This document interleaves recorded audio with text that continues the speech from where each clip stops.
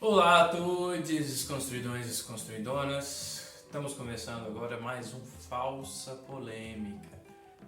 No Falsa Polêmica de hoje, eu vou falar sobre a pressão sexual masculina, ou a tal da masculinidade tóxica e esses temas que envolvem essa questão. Bom, eu já mencionei esse assunto em outro vídeo como exemplo e resolvi falar aqui agora mais especificamente sobre esse assunto, né?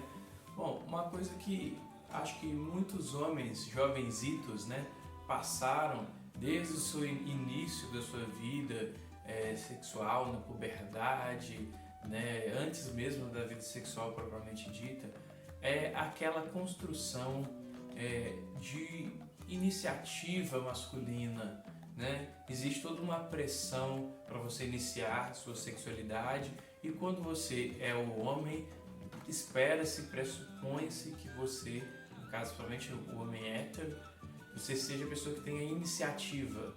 Mas eu acho que isso não fica só entre os homens héteros não, viu? Ou seja, você é a pessoa que tem que ir para a ação, você que tem que fazer a coisa acontecer, por assim dizer. Ao mesmo tempo, você é ensinado que você não pode faltar com respeito com as moças, né? Então, dependendo da sua educação, né, você vai ficar num mundo ambíguo, porque esse mundo ele vai dizer ao mesmo tempo que você tem que ir lá, tem que tomar iniciativa, e você sofre uma grande pressão para ter essa iniciativa, para ter essa ação, para mostrar como que você é valente, corajoso, que você no caso, como você é homem, porque isso vai medir inclusive a sua masculinidade, vai ser um termômetro social da sua masculinidade. Ao mesmo tempo, por outro lado, você é ensinado pela sua mãe, pelas suas professoras, pelo mundo, que você tem que respeitar as mulheres. E muitas vezes esse limite não fica tão claro. Essas duas coisas elas não são opostas. Você com certeza pode, não só pode como deve ter iniciativa e ao mesmo tempo ter respeito, né? E existe uma linha tênue, porque foi criada uma cultura em que a mulher tem que resistir aos cortejos masculinos, em que um homem deveria, nesse caso, insistir, ou que ele deveria burlar essa resistência feminina, né? Então isso gera uma situação um pouco constrangedora, principalmente para o jovem que não tem muita sensibilidade, muito tato social, não tem muita habilidade social. Então, para jovens que eram tímidos, como era o meu caso mesmo, que tinham dificuldades dessa comunicação, isso se torna uma coisa meio torturante, né? Ao mesmo tempo que você não quer, você tem medo de ser muito desrespeitoso, porém, por outro lado, se você não tem iniciativa, se você não tem uma certa ação mais direta, mais incisiva, você é visto inclusive pelas próprias mulheres como um homem de menor valor. Então fica uma situação complexa, né? E por isso a nossa cultura machista ela é tão problemática, porque faz com que muitos homens não entendam bem esse limite, né? Mas calma, jovem Padawan, não se desesperem, né? Você ter iniciativa tem muito mais a ver com você ser uma pessoa que diz o que você quer de uma forma respeitosa, sem usar palavras grotescas, né? Você deixa claro que você quer de uma forma espontânea e leve, né? E claro, respeitando o tempo e o limite da pessoa. Você vai conseguir ler os sinais físicos da pessoa e controlar a sua ansiedade para evitar você fazer alguma borracha, a você se adiantar demais. Então, esse é um dilema masculino, principalmente o homem jovem enfrenta muitas vezes, e muitas vezes ele erra a dose nessa medida, às vezes para menos e às vezes para mais. O grande problema disso é que as mulheres estão na outra ponta que vão ter que lidar com a sua falta de habilidade, né? Então vamos buscar resolver as nossas questões, nossas inseguranças, nossos medos para a gente conseguir ter essa leitura mais clara e agir com calma, porque pense numa coisa, o que for para ser seu, o que for para acontecer com você, quem for interagir com você irá. Né? Então você pode deixar isso claro, mas de uma forma sutil e paciente e fazer as coisas de forma gradativa. Não existe uma regra para isso, então esqueça os manuais, vai ter que descobrir fazendo, né? Para quem ainda enfrenta problemas com isso. E existem vários níveis de resistência, depende muito de quem é quem, com a mulher está se relacionando. Vamos pensar que a gente está numa sociedade hoje que as mulheres se reivindicam mais autonomia, mais iniciativa, mais liberdade para viver a sua sexualidade. Talvez algo que hoje é aceito, há 10 anos atrás seria visto como um insulto. Então isso é uma coisa que a gente tem que, né, sentir, ver, observar como as coisas acontecem, né? E as próprias mulheres sabem muitas coisas, elas são as mais adequadas para dizer o que elas consideram positivo ou não. Então ouvir as mulheres é importante nesse aspecto, muito importante, né? E sempre estar aberto a melhorar nesse sentido.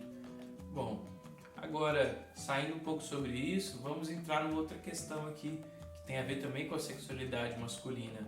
Uma coisa que as pessoas muitas vezes acreditam que você não pode ter uma boa relação sexual se você tiver um pênis normal, né? Isso tem muito a ver com a cultura da pornografia, assim como a cultura da pornografia, da objetificação do corpo da mulher, né? Como eu já falei aqui em outros vídeos, gera toda uma construção do nosso desejo sexual, do nosso tesão por um corpo sempre no mesmo padrão, do mesmo jeito, e dificulta inclusive que as pessoas tenham outras referências, ou mesmo que essas outras referências se tornem naturalmente desejáveis, né? Acontece com o mesmo com a pornografia, essa ideia do homem do pênis gigantesco, né? O que é uma coisa que está fora da realidade da maioria dos homens, né? Então cria-se um certo mito na cabeça de muitos jovens paduanos que necessariamente ele precisa ter um pênis enorme para conseguir ter uma boa relação sexual, o que muitas vezes não é muito verdade. Obviamente que como um pênis gigantesco vai estar no padrão de beleza esperado, construído pela pornografia, isso vai gerar imediatamente uma identificação maior no gosto feminino, ou às vezes não só feminino, de quem gosta de homem em geral, né? Mas não significa que necessariamente por isso você vai ter uma boa relação sexual. E também o fato de você ter um pênis normal, que muita gente acha que é pequeno, mas a maioria dos brasileiros, na verdade, está julgando como pequeno algo que está na média, né? Que está aí entre seus 12 e 14 centímetros do brasileiro, e a pessoa fica muito obcecada por isso. E muitas vezes vai ser mais interessante, mais importante você ter um bom envolvimento, você conseguir deixar a pessoa bem excitada antes de você começar a penetração em si, você ter uma boa conexão sobre o que a pessoa gosta, o que ela não gosta, você saber como se posicionar, inclusive fisicamente, né? Conhecer o corpo da outra pessoa, explorar esse corpo inteiramente. Vamos lembrar que a pele inteira é uma zona erógena, né? Do que você focar só na penetração. Então essa é uma ideia um pouco sim superada já, mas que insiste em voltar por causa das a nossa cultura, né? Principalmente a cultura de massa produzida nas produções audiovisuais, né? Está no nosso imaginário, né? Assim como também o corpo físico padrão feminino não necessariamente quer dizer que vai ser a melhor experiência sexual da sua vida. Acho que todo homem já se decepcionou com uma mulher padrão, às vezes, sei lá, para a pessoa ficar fria ou para a pessoa não estar presente. Enfim, às vezes você vê com uma pessoa que não é tão padrão e você tem uma experiência muito melhor, né? Então fica aí a dica para você, né, perceber a correlação entre esses fenômenos, né? Outra coisa que acontece muito com a questão do homem é também uma ideia de que a vulnerabilidade é inimiga da masculinidade. É compreensível porque a gente aprende desde novinho que a gente não pode chorar, que a gente tem que ser independente, forte, que a gente já é um homem, que a gente já é adulto, e essa ideia é extremamente opressiva. Você, como homem, você tem direito a ser frágil às vezes também, você tem direito a ser vulnerável, isso não te torna menos homens por isso. Você não vai deixar de ser masculino porque você tem dores, que você tem sofrimentos. Pelo contrário, você lidar com as suas vulnerabilidades vai te fortalecer, vai fazer você ter mais ferramentas para lidar com elas. Então, inclusive as mulheres agradecem, né, quando encontram homens que estão mais bem resolvidos com suas fragilidades, né, que eles não ficam mais em negação e naquele processo muito louco. Então, quanto antes você começar a lidar melhor com suas questões emocionais, mais rápido você amadurece, melhor para todo mundo que convive com você. Ok, então vamos superar isso aí também. E aí a gente cai na ideia também de que você tem uma intensidade emocional, se você é uma pessoa sensível, que seja para as artes, que seja para as outras pessoas, para as dores dos outros, se você é uma pessoa que gosta de decoração, de pintura, de você se emociona ouvindo uma música, ouvindo um comercial, às vezes. Eu sou desse, né? Eu já fico emocionado fácil. E isso significa que você é uma pessoa fraca. Muito errado, a sensibilidade ela é uma potência. A pessoa que tem sensibilidade, ela consegue se comunicar melhor, ela consegue chegar mais nas outras pessoas, ela entende melhor as outras pessoas, ela pode ser mais empática. Óbvio que, né, isso não é uma coisa proporcional, né? Entender as pessoas envolve vários outros processos, mas pelo menos a te dar uma abertura maior para isso, para vários outros sentidos. Isso pode te dar habilidades práticas, visuais, de organização, né? E quem não gosta de ambientes bonitos, organizados, ou mesmo parâmetros de estética em vários outros níveis, ou mesmo você entender uma situação e você evitar ser desagradável com algumas pessoas em alguns momentos. Sensibilidade pode ser uma força, geralmente ela é, né? Se você consegue lidar bem com ela, né? A intensidade emocional, ela não necessariamente é ruim. Na verdade, viver morno, na verdade, que é uma coisa ruim. Você está sempre ali naquela coisa meio mansa, aquela coisa fria, isso é péssimo, né? Criou-se uma ideia, isso até no imaginário feminino e no imaginário masculino circula essa ideia desse homem invulnerável e tal.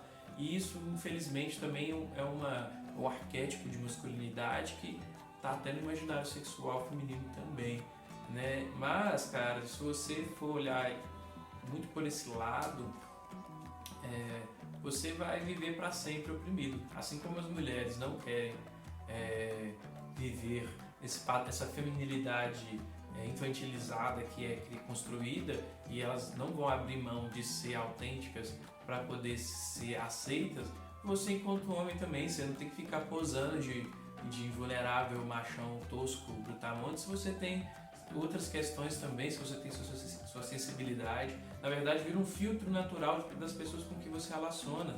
Se a pessoa não consegue te desejar você sendo quem você é, então você está com a pessoa errada. Poupe seu tempo, seja feliz, sabe? Filtre, que é o melhor caminho do que você tentar ficar se agradando pessoas que não tem nada a ver com você. Fica a dica aí. Bom, agora vamos falar sobre um fator aí que atravessa todas essas, não todas, né, mas boa parte dessas questões, principalmente quando se diz respeito à sexualidade, que é a pornografia, né?